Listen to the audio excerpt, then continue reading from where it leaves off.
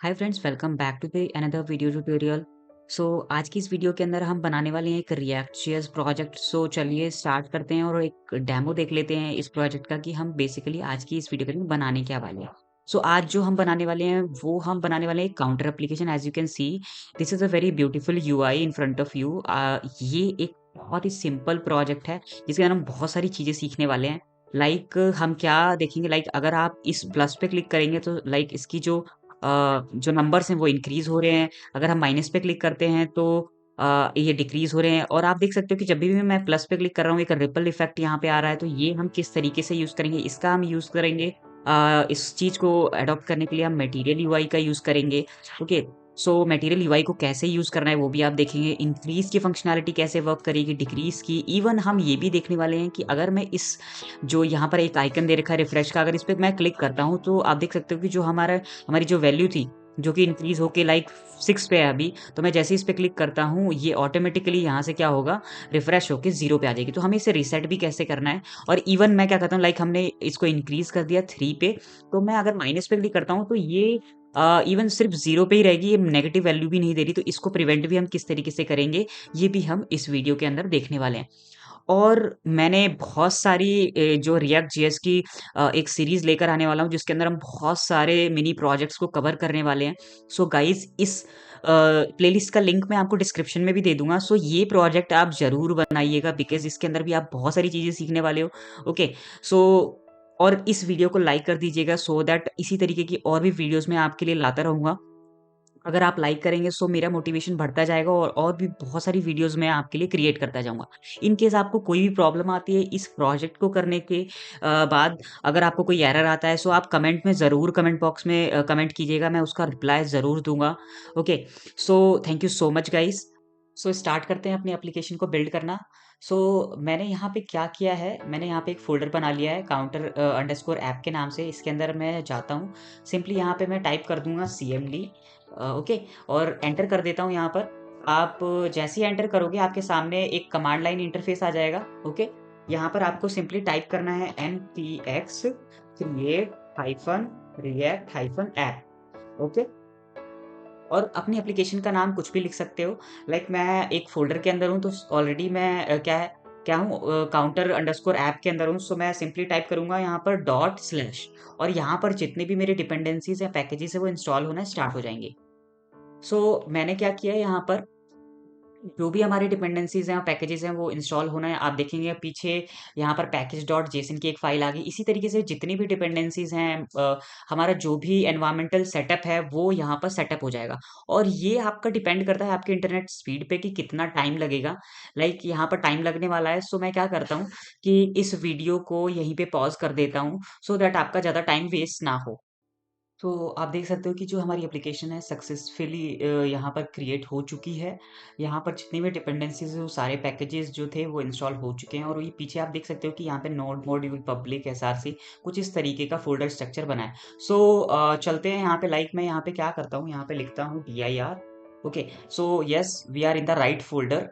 And मैं यहाँ पे टाइप करता हूँ कोड डॉट। ओके, और जैसे मैं कोड और डॉट जैसे ही मैं यहाँ पे प्रेस करूँगा ये ऑटोमेटिकली यहाँ पर मेरे पास में ये वीएस कोड ओपन हो जाएगा और इसको मैं यहाँ से कट कर देता हूँ। चलते हैं अपनी एसआरसी फ़ोल्डर के अंदर, एसआरसी फ़ोल्डर को क्लीन करते हैं। सबसे पहला जो काम होता है, अगर आपने मेरी प्रीवियस वीडियोस देखी हैं तो उसके अंदर हम सबसे पहले जो काम करते हैं, हमारी जो एसआरसी फ़ोल्डर के अंदर जितने भी अननेसेसरी फाइल्स हैं उनको हम क्या करते हैं, क्लीन करते हैं। तो आपको करना क्या है, राइट क्लिक करना है किसी भी फाइल के ऊपर और रिवील इन फाइल एक्सप्लोरर पे क्लिक करना है। और ये आपको इस जगह पे लेके आएगा। सिंपली आपको क्या करना है, setup test dot JS, report dot JS, और ये लोगो भी हमें नहीं चाहिए। ओके, और ये app dot test dot JS. ये फाइल्स जो ऐसी हैं जो कि हमें यूज नहीं है इस प्रोजेक्ट के अंदर, सिंपली हम इसको डिलीट कर देंगे।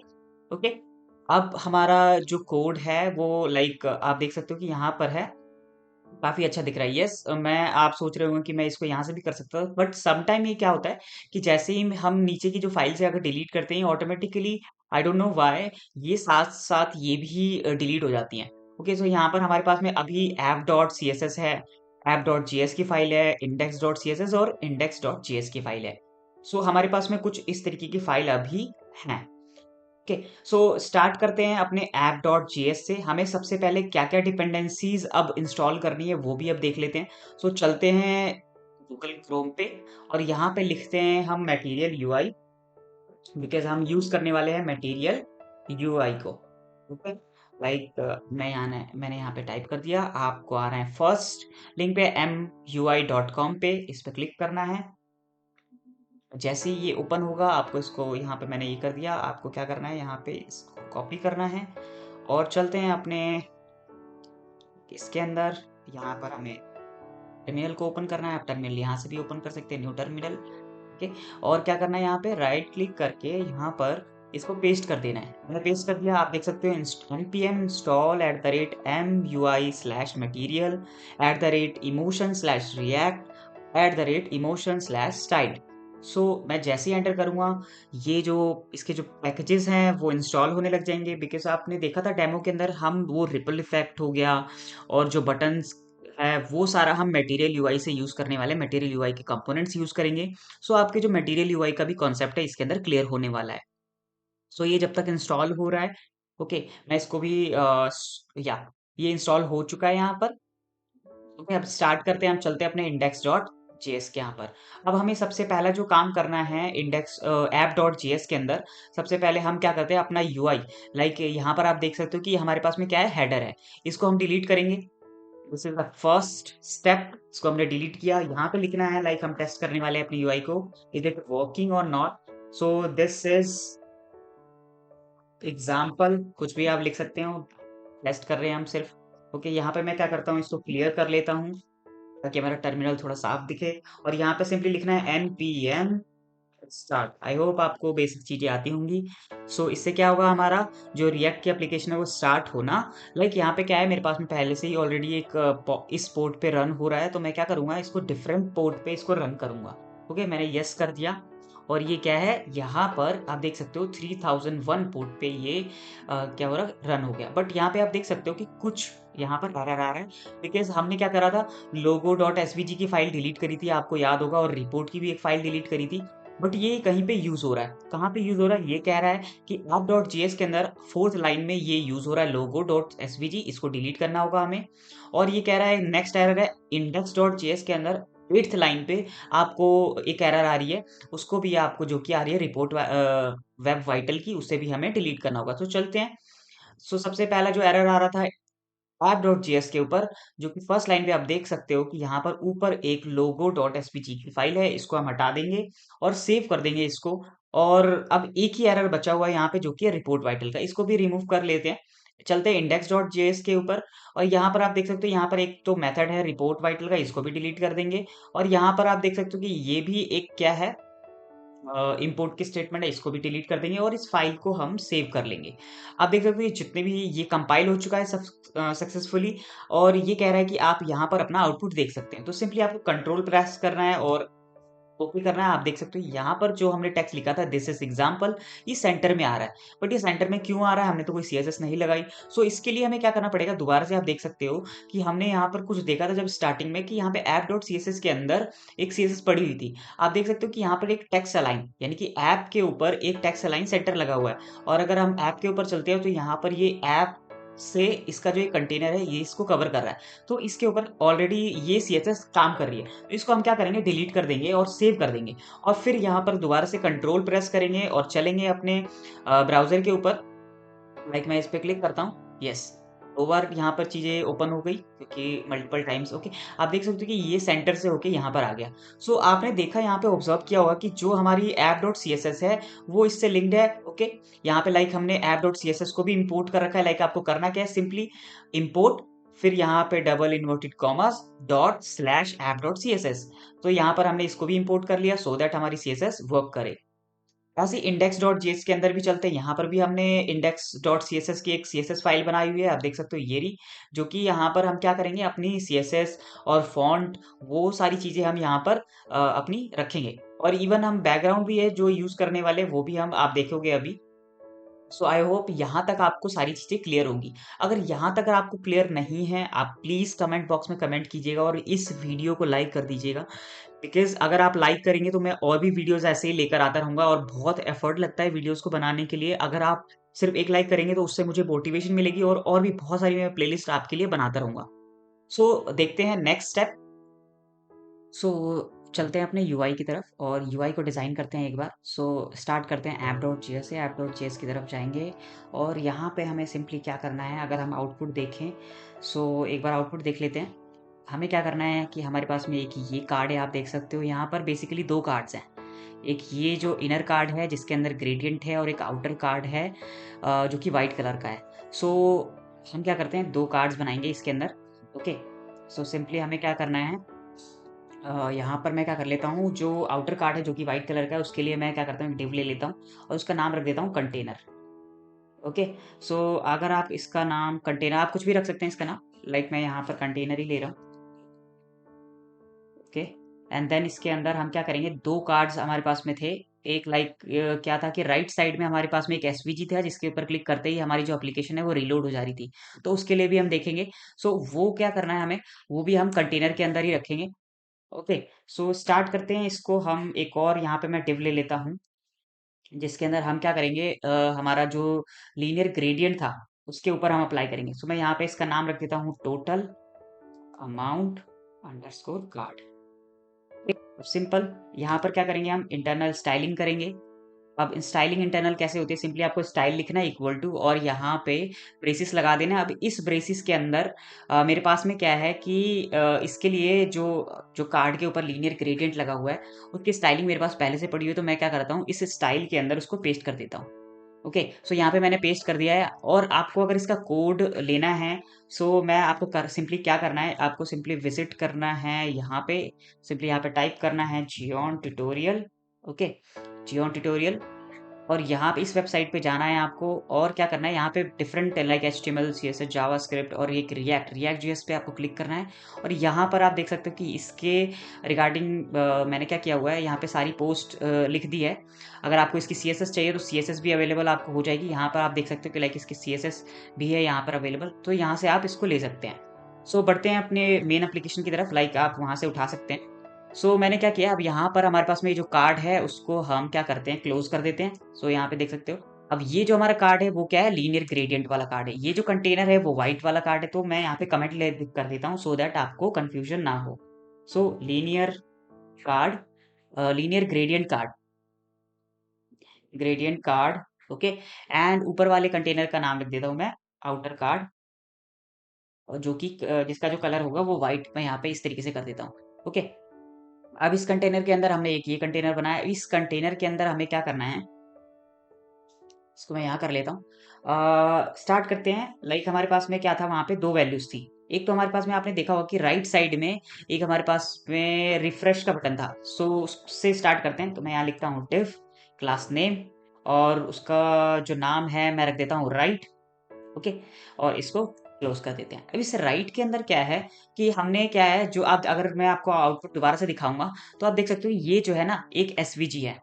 ये मैंने यहाँ पे आइकन यूज किया हुआ है एसवीजी का, ये कोई थर्ड पार्टी लाइब्रेरी से यूज नहीं कर रहा हूँ। मैंने सिंपली फ्लैट आइकन से यहाँ से क्या किया है, ये एसवीजी डाउनलोड किया है। सो आप भी यूज कर सकते हो। मैं इसका जो लिंक है सेम वही मैं जियो ट्यूटोरियल पे भी दे रखा है, वहां से आप कॉपी कर सकते हो। तो मैं क्या करता हूँ, मेरे पास पहले से ही है तो मैं इसको कॉपी कर लेता हूँ इस एसवीजी को, और अपने कोड के अंदर इसको हम क्या करेंगे, राइट साइड के इस कोड में पेस्ट कर देंगे, ओके। अब यहाँ पे ये वाला पार्ट भी हमारा राइट साइड वाला हो गया है। अब यहाँ पे अगर मैं आप सेव करूँगा और आपको दिखाता हूँ, लाइक इसके अंदर आप देख सकते हो कि एक एरर आई है, handle change is not defined.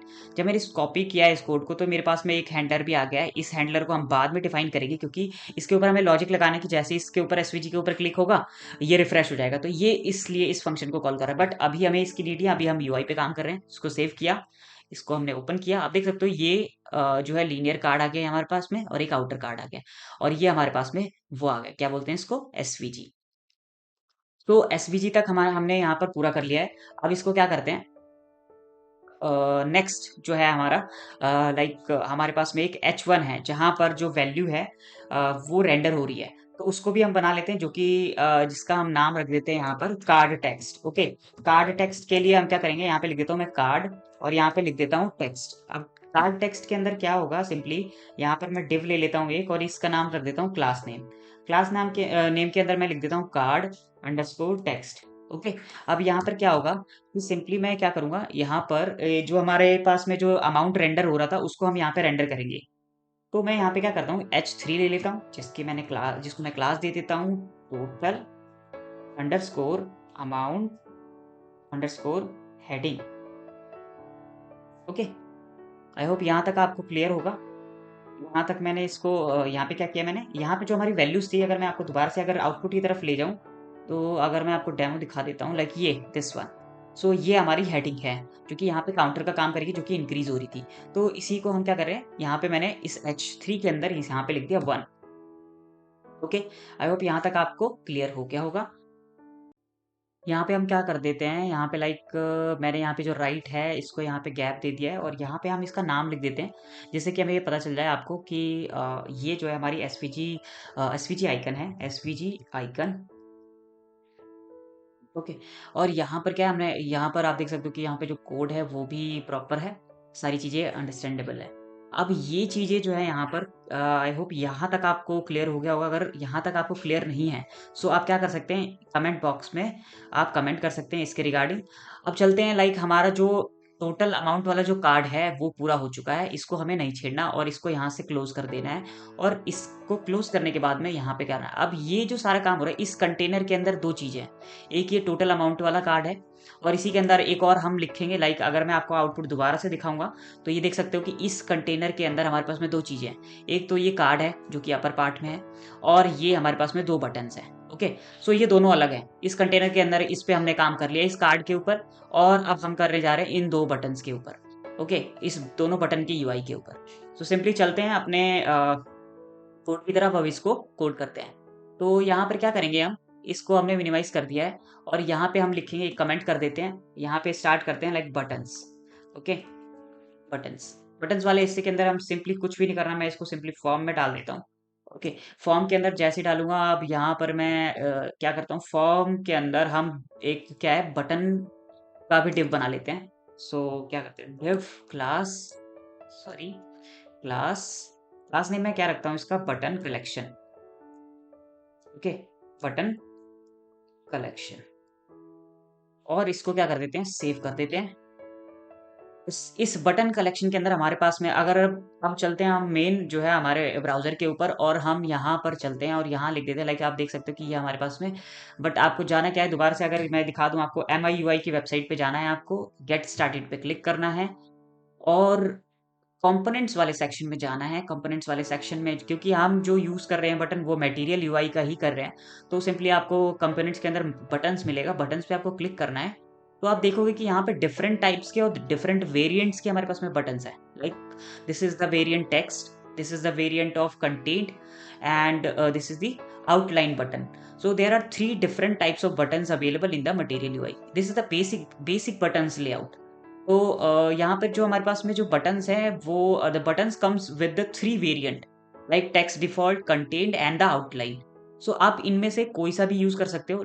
अभी हमने क्या किया है, जो हमारा जो प्रोजेक्ट है यहाँ पर हमने जो यूज किया, आप देखोगे कि ये जो है बटन कंटेंट बटन है। अगर मैं आपको यहाँ पे मैच कराऊँ, यहाँ पे ये टेक्स्ट वाला बटन है, ये कंटेंट है। सो हमने ये बटन यूज किया है। तो हम क्या करेंगे, अगर इसके कोड को आप यहाँ पे शो फुल कोड पे क्लिक करोगे तो ये बोल रहा है कि अगर आपने मटेरियल यूआई को इंस्टॉल किया है एनपीएम पैकेज से, तो आपको सिंपली ये दो इंपोर्ट करने हैं पैकेजेस। ओके, अपने कोड के अंदर। तो चलते हैं अपने कोड के अंदर और इसको इंपोर्ट कर लेते हैं सबसे पहले। ओके, तो कोड को इंपोर्ट कहाँ पे करते हैं, सबसे ऊपर हम चलते हैं, फंक्शन के ऊपर गए हम और यहाँ पे हमने इसको पेस्ट कर दिया। अब आते हैं यहाँ पर इस फॉर्म के अंदर, आप देख सकते हो फॉर्म के अंदर हमारे पास में, अभी इसको मैं अलाइन भी कर देता हूँ ताकि आपको दिक्कत ना हो। अब इस फॉर्म बटन के अंदर हम क्या करेंगे, आप यहाँ पे एक बार MIUI पे चलते हैं और ये जो आप देख सकते हो स्टैक, ये स्टैक भी हमने क्या कर लिया है, यहाँ पर कलेक्शन का काम करेगा। ये जितने भी बटन से हमें एक जगह पे इकट्ठा कराने के लिए काम में आता है। तो मैं इसको ही कॉपी कर लेता हूँ। ओके, और यहाँ अपने कोड के यहाँ पे चलते हैं और इसको पेस्ट कर देते हैं। अब यहाँ पे क्या है, जो भी स्पेसिंग है एक्स्ट्रा उसको हम हटा देते हैं। और यहाँ पे मुझे क्या चाहिए था, ये आउटलाइन वाला बटन नहीं चाहिए, इसको भी हटा दिया मैंने। ये टेक्स्ट वाला बटन नहीं चाहिए हमें, इसको भी हटा दिया मैंने। और क्या करना है, इसको इसको मैं थोड़ा सा अलाइन कर लेता हूँ ताकि कोड रिव्यू में भी आपको आसानी हो, समझ में आ जाए अच्छे से। ठीक है, सो मैं इस बटन को भी यहाँ पे कर देता हूँ, यहाँ से स्पेसिंग को हटा देते हैं, एक्स्ट्रा स्पेस है। आई होप यहाँ तक आपको क्लियर होगा। और क्या करते हैं कि अब एक बार ना अपना आउटपुट देख लेते हैं। सिंपली हम यहाँ लोकल पे क्लिक करते हैं। अभी हमारा बटन देखिए कितना स्क्वीज सा हो रखा है और हमारे पास में 2 बटन्स आ रहे हैं। अब इस बटन्स के ऊपर ना कंटेंट लिखा हुआ है, इसको भी फिक्स करते हैं। चलते हैं अपने कोड के ऊपर और यहाँ पे एक ही बटन आ रहा है, तो हम सिंपली पहले तो वो एक बटन की जगह पे पहले जो बटन है हमारे पास में उसमें प्लस है, दूसरा जो बटन है उसमें क्या है, सॉरी, को मैं मैक्सिमाइज कर देता हूँ। इसको मैं दोबारा से कॉपी कर लेता हूँ यहाँ पर और यहाँ पर माइनस लिख देता हूँ, ठीक है।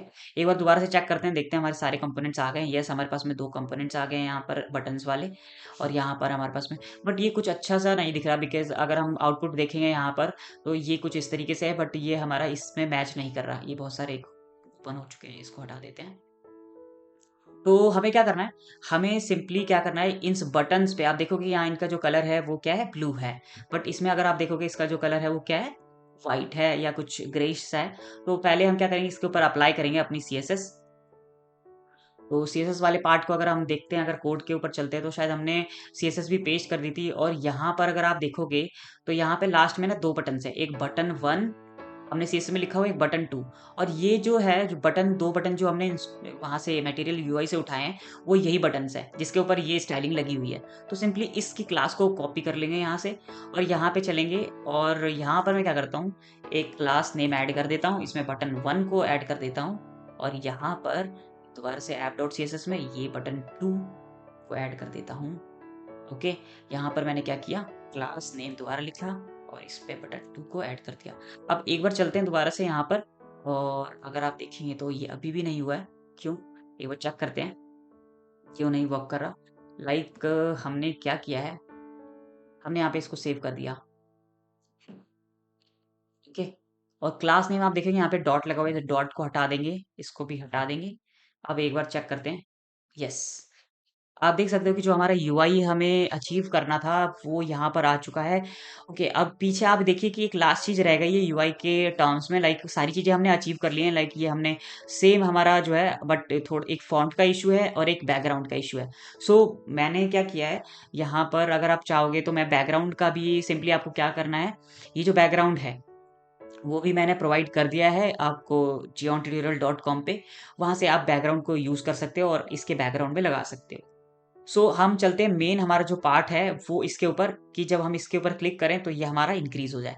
बहुत ही सिंपल सा लॉजिक है, आपको बहुत ज़्यादा इसके अंदर लॉजिक लगाने की ज़रूरत नहीं है। सिंपली आपको क्या करना है, आपको सिंपली कोड एडिटर पे जाना है और आपको क्या करना है, ये जो रिटर्न है, रिटर्न के यहाँ पर ये जो रिटर्न से ऊपर एक फंक्शन है, फंक्शन के इसको नीचे करना है और यहाँ पे जितने भी हमारे पास में फंक्शन होंगे हम वही इसके ऊपर रिटर्न के ऊपर ही राइट करेंगे।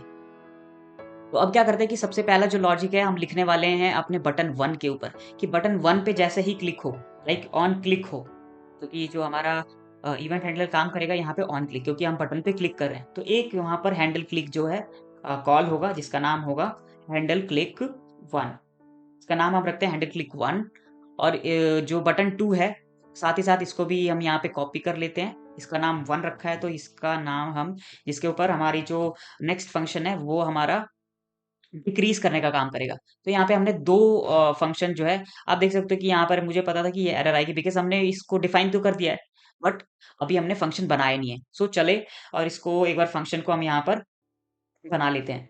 तो फंक्शन आपको बनाने से पहले आपको 2 चीज़ें यहाँ पे इम्पोर्ट करनी हैं, क्योंकि हम क्या करेंगे, इस जो हमारा हैंडल 1 है, के स्टेट को मैनेज करना है। तो कभी भी हमें स्टेट यानी कि डेटा को सेव कराना होता है और स्टेट को चेंज करना होता है, उसके लिए हम यूज़ करते हैं इम्पोर्ट यूज़ स्टेट। एक बार यूज़ स्टेट का यूज़ करने वाले हैं हम यहाँ पर। तो सिंपली हमें क्या करना है, यूज़ स्टेट को एक बार हम इम्पोर्ट कर लेंगे। बिकॉज़ हम क्या करने वाले हैं कि ऑन क्लिक पे हमारा जो डेटा है वो चेंज होगा। अगर चेंज होगा डेटा तो वो क्या है, वो किस पे डिपेंड करेगा, हमारे जो भी हमने जो क्लिक किया है सपोज़ उसको हमें इंक्रीज़ कराना है, यानी कि स्टेट को चेंज करना है। सो स्टेट को चेंज कराने के लिए हमें क्या करना पड़ता है, हमें स्टेट बनानी पड़ती है और स्टेट बनाने के लिए हमें यूज़ स्टेट, इसलिए हम यहाँ पे क्या कर रहे हैं, यूज़ स्टेट यूज़ कर रहे हैं। लाइक हम इसको इम्पोर्ट कर लेते हैं फ्रॉम रिएक्ट।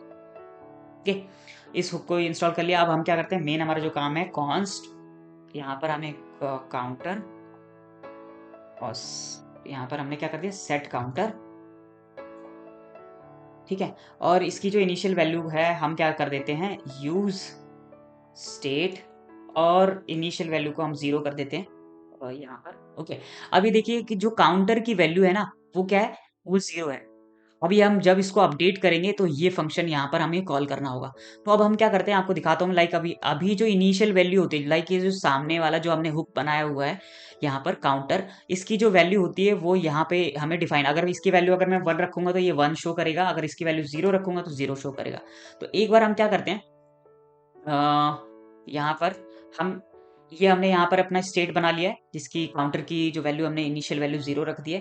अब हैंडल क्लिक 1 और हैंडल क्लिक 2 दोनों को डिफाइन यहाँ पे कर लेते हैं। सो कॉन्स्ट सबसे पहले हम करेंगे हैंडल क्लिक 1 को, एरो फंक्शन बना लेंगे यहाँ पर इसको, और इसको यहाँ पर इस तरीके से कर लेंगे। ठीक है, तो अब हैंडल क्लिक 1 में हो क्या रहा है कि जब भी हम क्या कर रहे हैं, उस पर क्लिक कर रहे हैं तो उसका जो लाइक अभी उसके ऊपर अगर आप देखोगे, मतलब ऐसे ही एक और फंक्शन बना लेते हैं नीचे, जो कि हमारा वो फंक्शन क्या करेगा, वो डिक्रीज करने का काम करेगा।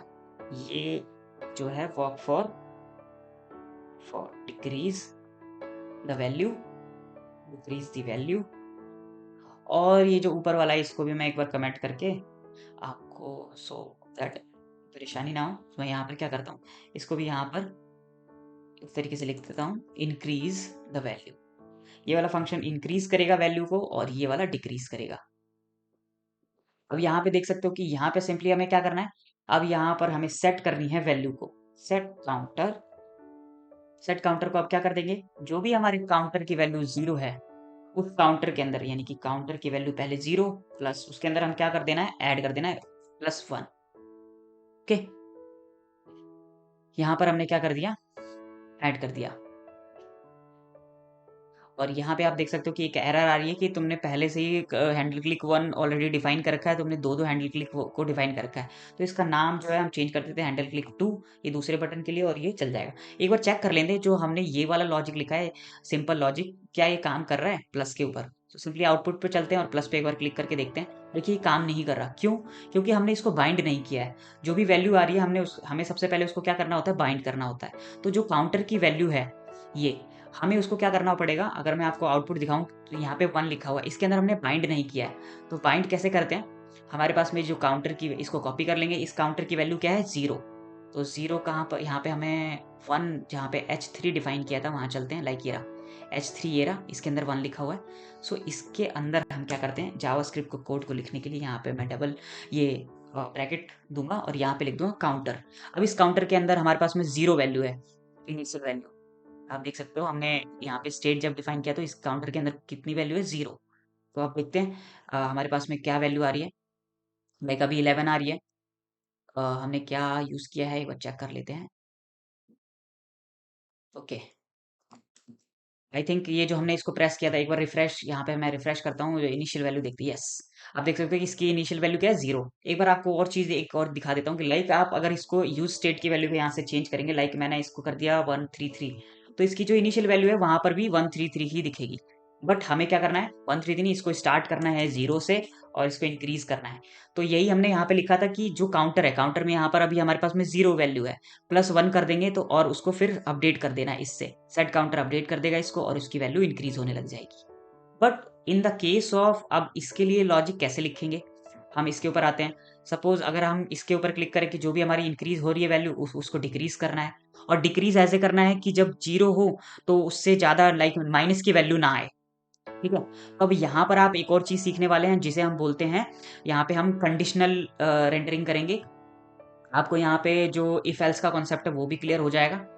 अब देखिए, सपोज हमें क्या करना है कि अगर जैसे ही हम उसके ऊपर क्लिक करते हैं माइनस के ऊपर, तो इसकी जो वैल्यू है वो डिक्रीज होनी चाहिए।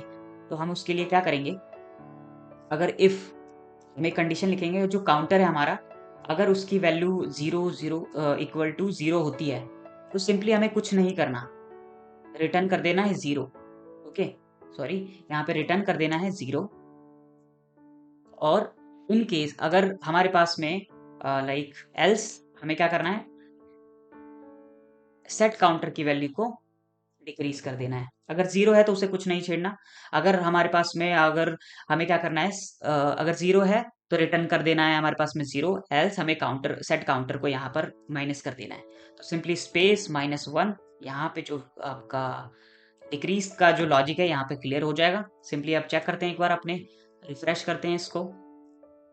ये हमने क्लिक किया प्लस पे, देखिए यहाँ पर 15 तक चला गया। आप माइनस पे अगर क्लिक करके देखते हैं, देखिए यहाँ पर डिक्रीज हो रहा है। ओके, बट इन केस अगर मैं ये चीज नहीं करता, सपोज मैं ये एल्स वाला पार्ट नहीं लिखता, देन, और इसको मैं सेव करके दिखाता हूँ और यहाँ से रिफ्रेश कर लेते हैं। ये देखिए, आप देख सकते हो ये काम नहीं कर रहा। ओके, सो इसीलिए हमने क्या किया, यहाँ पर जो है एल्स वाला पार्ट लिखा। इससे क्या हुआ, ये इस एल्स वाले पार्ट से ये हमारे क्या कर रहा है, ये हमें डिक्रीज करने में मदद करता है। बट इन केस अगर हम क्या करते हैं कि सपोज ये नहीं लिखते, अगर हमारी जीरो वैल्यू नहीं, तो ये डिक्रीज, ये नहीं कि माइनस की वैल्यू भी हमें देने लग जाता। ठीक है, वो भी मैं आपको करके दिखा देता हूँ। सपोज इसको हम क्या करते हैं, आप बोलोगे कि इसको हमें अगर माइनस करना था तो सेट कर देते काउंटर, जैसे ऊपर किया तो सेट काउंटर, जैसे ऊपर प्लस कर रहे थे तो इसको भी हम क्या करते माइनस कर देते। यहाँ पे -1 लिख देता मैं। ओके, और यहाँ पर मैं इसको यहाँ पर सेव करके एक बार देखते हैं और रिफ्रेश कर लेते हैं इसको दोबारा से। ठीक है, यहाँ पे मैंने क्लिक किया 5 या 9 10 तक, और इसको डिक्रीज करते हैं। आप देख सकते हो ये माइनस में भी जा रहा है, तो हमें ये माइनस नहीं चाहिए था, इसलिए हमने क्या किया, वहां पे कंडीशनल रेंडरिंग की कि इफ हमारे पास में जो काउंटर की वैल्यू अगर जीरो है तो हमें जीरो ही रहने देना है, उसको छेड़ना नहीं है। अगर नहीं है, अगर उसको हम उसके ऊपर क्लिक करते हैं साइड, तो हमारी जो काउंटर की वैल्यू है वो डिक्रीज होनी चाहिए। लाइक अगर कुछ और है, लाइक हमारे पास में 10 है, तो 10 अगर है तो उसको डिक्रीज करते हुए हमें क्या करना है, यहाँ पर हमें अपने सेट काउंटर को अपडेट करके यहाँ पर डिक्रीज करनी है वैल्यू को। आई होप आपको यहाँ तक क्लियर हो गया होगा। अगर नहीं हुआ क्लियर, सो आप कमेंट बॉक्स में कमेंट कर सकते हैं। आई होप ये बहुत बड़ा लॉजिक नहीं था, सिंपल सा था, सो दैट आपका जो लॉजिक वाला पार्ट है और आप यूज यहाँ पे स्टेट्स से किस तरीके से अपडेट और डिक्रीज और इंक्रीज करके आपका जो लॉजिक है वो थोड़ा क्लियर हो जाए। ओके, अब यहाँ पे जो एक लास्ट चीज बच गई है, आप देखोगे तो ये वाला। ओके, सो लाइक हमें बार बार यहाँ पे जाके रिफ्रेश करना पड़ रहा है, हम यहीं पे क्लिक करें और हमारी जो वैल्यू है वो रीसेट हो जाए। तो इस लॉजिक पे भी हमें काम करना है। सिंपली हमें इसके लिए क्या करना होगा, तो हम क्या करते हैं इसके लिए, हम एक और हैंडल चेंज लगा लेते हैं यहाँ पर। इसके लिए अगर मैं इस पे क्लिक करता हूँ तो ये हमारे पास में, सपोज क्या करता हूँ, इस पे क्लिक कर देता हूँ मैंने 2 पे, अगर मैं इस पे भी क्लिक करता हूँ तो ये इसकी वैल्यू रिफ्रेश नहीं हो रही है। तो हमें सिंपली क्या करना है, इसके ऊपर भी एक हैंडल चेंज हम लगाएंगे। तो वो कैसे लगाएंगे, मैंने आपको बताया था। लाइक हमें जाना है दोबारा से एसवीजी पे। अगर मैं इसको ओपन करूँ तो हमें जाना है, वेयर इज एसवीजी, हमने एसवीजी रखा था यहाँ पे, यस। यहाँ पे हमें क्या करना है, एक और ऑन क्लिक लेना है। ऑन क्लिक के ऊपर हमें क्या करना है, एक और हैंडल क्लिक जो है, हैंडल क्लिक 3। ओके, इसका यूज करना है। अब इसको हमें डिफाइन करना होगा। ठीक है, चलते हैं इसको भी डिफाइन कर लेते हैं। यहाँ पे आएंगे, इसको कॉपी कर लेते हैं यहाँ से।